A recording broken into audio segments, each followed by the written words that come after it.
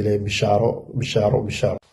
السلام عليكم ورحمة الله وبركاته. دمان بشوين دقن بورس iyo nabaxiyada waxaan u bishaareynayaa in oo noo imaan doono sheekheena Sheekh Cabdiraxmaan Cumar oo from UK ka imaanayo oo Bristol.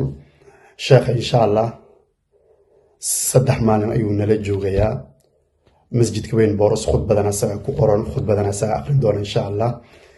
sidoo kale wuxuu qaban doonaa sheekha muxaadaro oo hal maalin ah laba maalin oo dowlad tajwiid ah.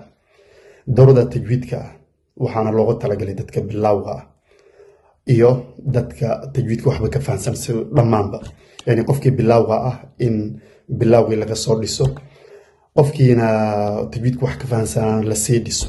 dowladda markii ugu horeysa ma noqon doonta insha Allah, markan dowladii ugu horeysay oo laba maalin dhicisay noqon doonta insha Allah. dowladda kadib haddana laba bil kadib ama saddex bil kadib waqtiga la isla fiiriyo sheekhan uu waqti hayo inuu dan mar labaad noo yimaado dowladda meesheeda laga sii wado, yani bilow in laga bilaabo ilaa tajwiidka meesha ugu fiican qofka la gaarsiin doono insha Allah. waana fursad weyn.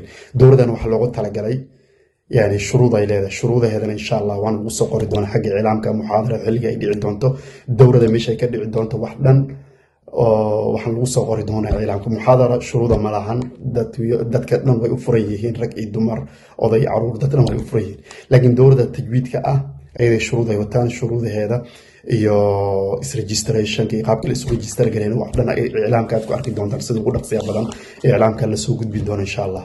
waana fursad weyn Boros yani ay heshay markan waayo culimo badan ayaa noo imaada sanad walba. culimada badan noo imaadaan waxay jeediyaan muxaadarooyin bas, laakiin sheekhan wuxuu noqonayaa sheekhii ugu horeeyay magaalada Boros, sheekh banaanka ka yimaado magaalada Boros dowlad tajwiid ah ama course tajwiid ah ka bixiyo. marka waa fursad weyn. waxaan rajaynayaa insha Allah rag iyo dumarba in laga faa'iideysan doono insha Allah.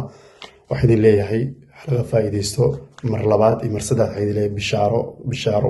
Assalaamu calaykum waraxmatullaahi wabarakaatuh.